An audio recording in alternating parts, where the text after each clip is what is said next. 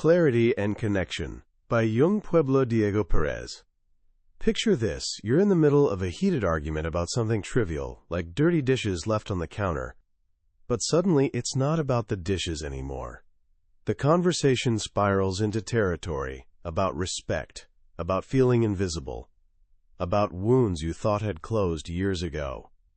You look at this person you love, and it's like you're both strangers, controlled by invisible puppeteers made of pain and memory. The author of today's book has a striking way of describing this moment. It's trauma arguing with trauma.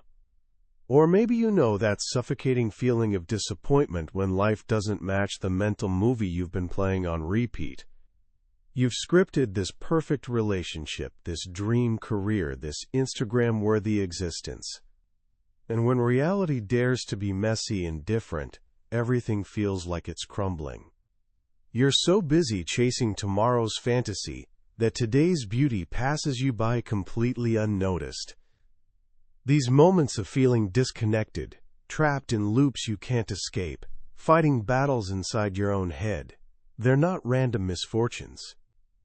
They're signals pointing to something deeper, like static interference, preventing you from tuning into the frequency of your true self. Today's book is essentially a user manual for clearing that interference. It's called Clarity and Connection, written by Diego Perez under the pen name Yung Pueblo. His story alone is worth hearing. He was born in Ecuador, moved to the United States as a child, and eventually found himself sitting in complete silence at a meditation retreat that rewired his entire existence. In that profound quiet, he discovered something radical. Real transformation doesn't come from rearranging your external world, but from exploring the universe inside you. He chose the name Yung Pueblo, meaning young people, because he believes we're all part of a generation waking up to deeper self-awareness and healing. This isn't a book promising overnight miracles or trendy life hacks. Instead, it's a thoughtful invitation to embark on the most significant expedition you'll ever take, the one into yourself. Here's what I'm offering you today.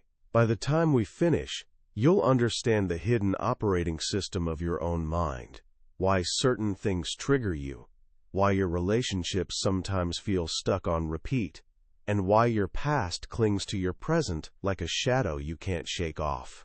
Beyond understanding, you'll have an actual roadmap leading to inner peace, crystal clear thinking, and those soul-deep connections you've been craving. This isn't just about feeling a bit better, it's about becoming someone new. Let's dive in.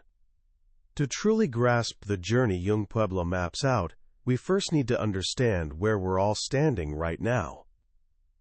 Imagine your mind not as a blank canvas, but as a terrain sculpted by every single experience you've lived through.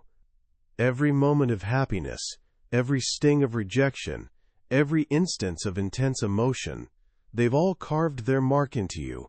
He calls this your emotional history. For most of us, especially after trauma or prolonged difficulty, we unconsciously shift into survival mode. We don't notice it happening. We wrap ourselves in protective numbness, numb to our inner chaos, numb to genuine intimacy. We fill every quiet moment with distractions, noise, anything to avoid facing the storm brewing inside. Our relationships become surface level, not because we're uncaring, but because we've moved out of our own house. We're absent from ourselves. We can travel to new cities, meet fascinating people, switch jobs, and yet somehow end up with identical problems, because the one thing we haven't changed is our inner landscape. This emotional history creates a powerful, distorting lens. We believe we're seeing reality clearly, but we're actually viewing everything through the smudged glass of past conditioning and present emotional turbulence. This is why we get trapped in cycles.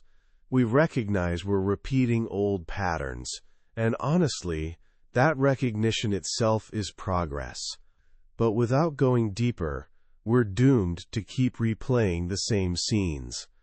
The friction grinding inside our minds inevitably spills into our relationships. This is the core problem the book identifies.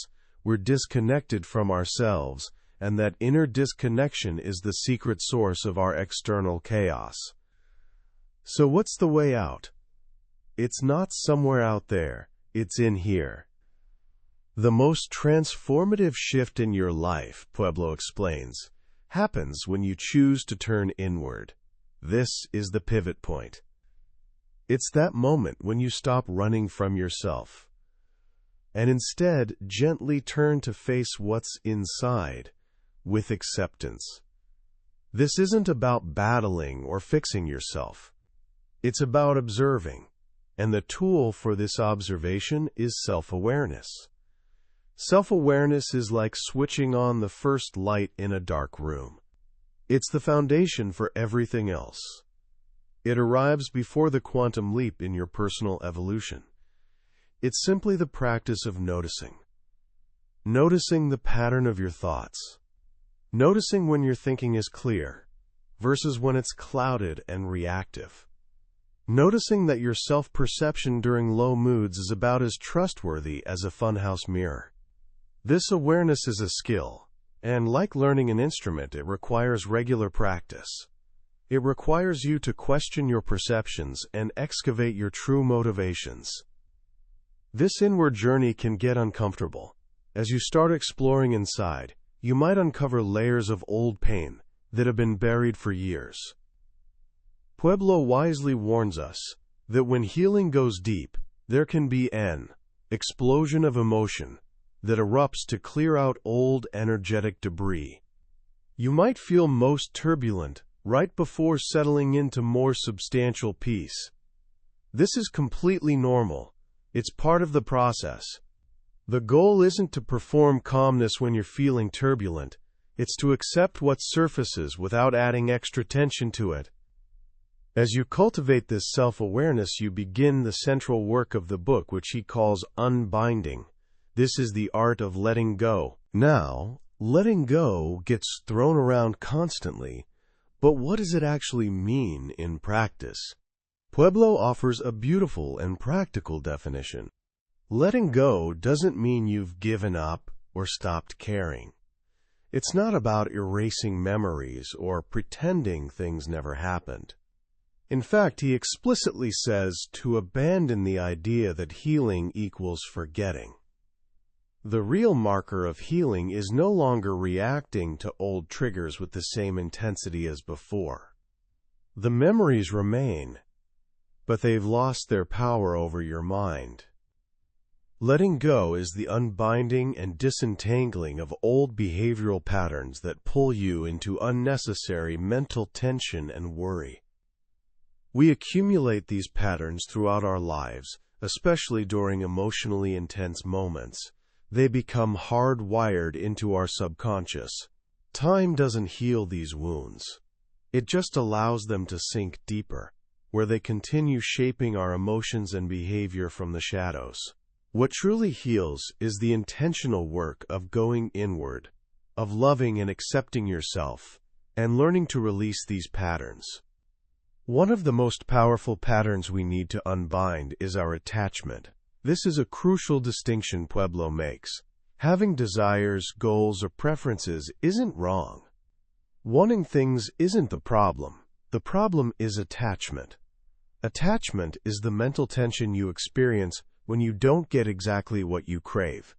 It's refusing to accept change or attempting to control everything around you. When a simple desire combines with tension, it transforms into craving. Craving, he explains, is a bottomless pit.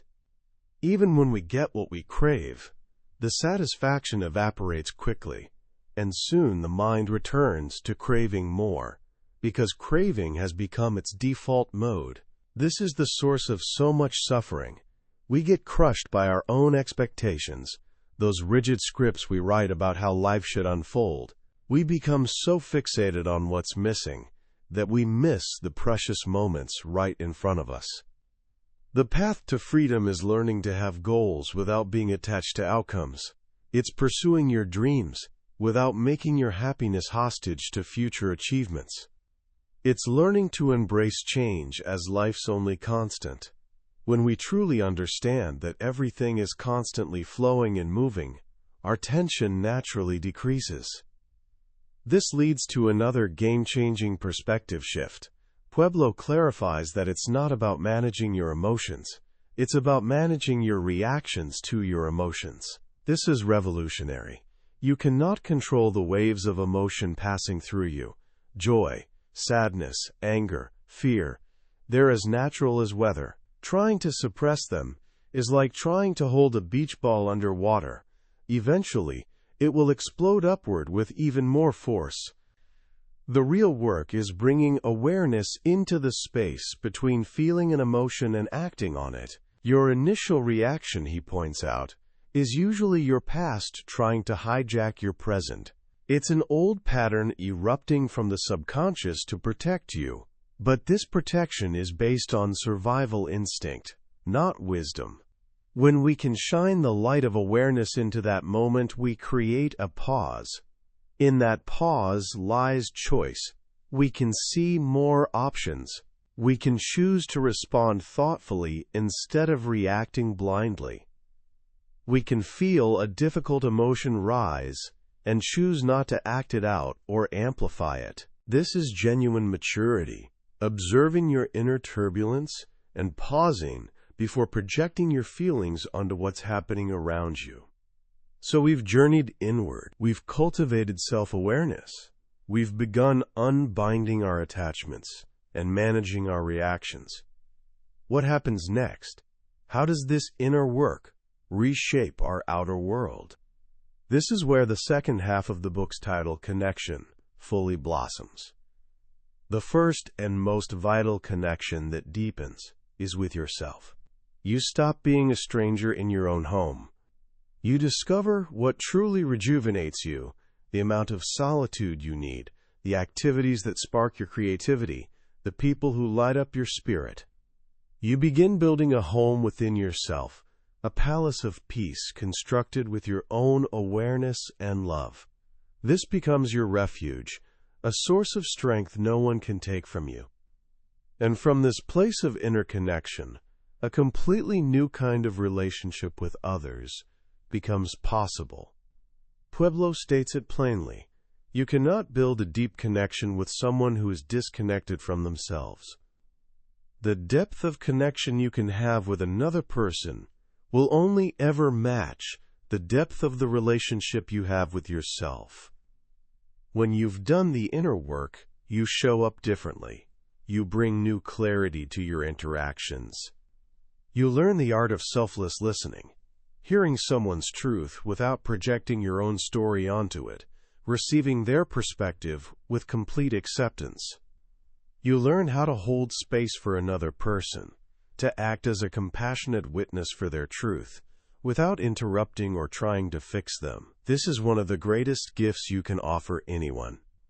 Your relationships transform from being based on rigid expectations to being built on clear communication and voluntary commitments. Expectations are unspoken demands that lead to disappointment. Commitments, however, emerge from honest conversations. They come from asking a partner, "How can I better support your happiness?" When two people voluntarily commit to supporting each other's harmony, it creates space for freedom and trust. Trust flourishes in the absence of control. A vibrant relationship in this view isn't about two people merging into one. It's about two whole individuals committed to their own growth, walking side by side. It's a sanctuary where you're safe to be vulnerable. It's finding a partner who isn't afraid to grow, who accepts you as you are while also inspiring you to evolve. You don't have to be completely healed to be in a loving relationship. The couples who thrive are the ones who commit to healing and growing together. This same principle extends to friendships. The deepest friendships feel like coming home, where you can drop the performance and be authentic. They're spaces where vulnerability is welcomed. And a sign of a truly deep bond is what he calls sympathetic joy. The genuine joy you feel for someone else's success, completely free of jealousy. As you continue this journey, you begin to see that healing isn't a destination with a finish line. You don't pause your life until you're completely healed. That's just another form of attachment to perfection. The goal is to embrace healing as a lifelong journey and allow genuine connections to emerge naturally along the way. Progress happens when you make better choices while actually living your life. And this is where the book takes its final, expansive turn, connecting personal healing to collective transformation. Yung Pueblo suggests that each human being is a microcosm of the world. The reactive patterns in our minds mirror the rigid and harmful systems in society. The wounds we carry get passed down through time, from person to person, like an inheritance nobody asked for. He says one of the most heroic acts anyone can perform is to break this chain of hurt. When people heal themselves, they stop the hurt from multiplying. They become a point in the vast web of humanity where harm can no longer spread. Your inner work isn't selfish, it's a profound service to the world. The self-awareness we cultivate helps us rise above old conditioning and reduce the harm we recreate in our interactions. The compassion we grow for ourselves naturally expands to embrace all people. He calls on us to recognize that our task is to make compassion structural, to build a world where people feel safe and have their needs met. This inner work and outer work aren't separate, they fuel each other. Self-awareness that transforms into collective action is the medicine this earth desperately needs. When you heal yourself, you also heal the future. In the end, clarity and connection leaves us with a quiet, powerful truth. A successful life isn't about getting everything you want. It's not about constant happiness. Real happiness is being able to enjoy life with a peaceful mind that isn't constantly craving more. It's the inner peace that comes with embracing change. The journey inward isn't easy. It demands effort, honesty, and patience. But if you persist, the fruits of your labor will transform your life. Your mind feels lighter. Your vision becomes clearer. You start showing up in your life and relationships, ready for deeper connection. You learn that you are a river, always changing, while flowing gently toward complete freedom. As we step back from clarity and connection, what resonates most deeply with me is its profound simplicity. In a world constantly screaming for more success, more followers, more possessions, this book whispers a revolutionary idea. The path to a richer life isn't through addition, but through subtraction. It's about unbinding, releasing, and removing the layers of conditioning and old pain that obscure the peace already living within you. The most transformative lesson, in my view, is the distinction between managing our emotions and managing our reactions to them. This is a subtle but life-altering shift. So many of us waste energy feeling guilty about sadness or ashamed of anger. We try to control the internal weather. Yung Pueblo gives us permission to let it rain, to let storms pass naturally, and to instead focus our energy where we actually have power, in the pause. In that tiny space between feeling and action, an entire universe of freedom exists. That's where growth happens. That's where we choose who we become. What makes this book especially relevant today is its insistence that our inner well-being connects directly to the world's well-being. It dismantles the myth that self-care is selfish. Instead, it frames healing as a fundamental act of responsibility. When you do the work to heal your wounds, you ensure that people who cross your path are safer. You become a force for peace, not necessarily by activism in the streets, but by refusing to be a vessel for inherited anger and fear. In our deeply interconnected and often turbulent world, there's perhaps no greater contribution. So how can you apply these ideas today, right now, in your actual life? Let's keep it simple. First, practice the pause.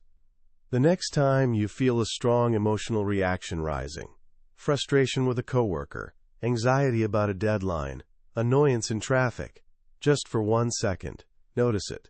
Don't judge it, don't try to stop it, just observe it. That single moment of awareness is where everything begins. Second, ask the question. Yung Pueblo gives us a beautiful one to carry. Is this how I actually feel? Or is this my emotional history trying to recreate the past? Just asking this question can untangle you from an automatic reaction and restore your power of choice. And third, practice selfless listening. The next time you're with someone you care about, set an intention to simply listen. Don't plan your response. Don't try to fix their problem. Just offer them the clean, quiet space of your complete attention. Notice how it changes the connection between you. That was our journey through Clarity and Connection by Yung Pueblo. We've explored the core ideas today, but I'll be honest. A summary is like viewing a photograph of a beautiful landscape. The real magic happens when you walk through it yourself. It's in those quiet moments when a particular phrase or simple poem resonates in an unexpected way. This overview is designed to help you decide if this path is worth walking. If anything we've discussed sparked something in you, I encourage you to pick up a copy. Reading it isn't just about learning. It's an experience, a meditation that can genuinely transform how you relate to yourself and the world. A link to the book is in the description below.